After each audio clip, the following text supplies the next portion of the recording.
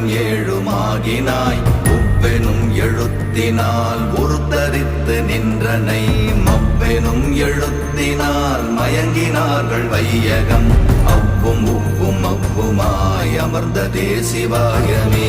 ஓம் நமச்சிவாய ஓம் ஓம் நமச்சிவாய ஓம் நமச்சிவாய ஓம்.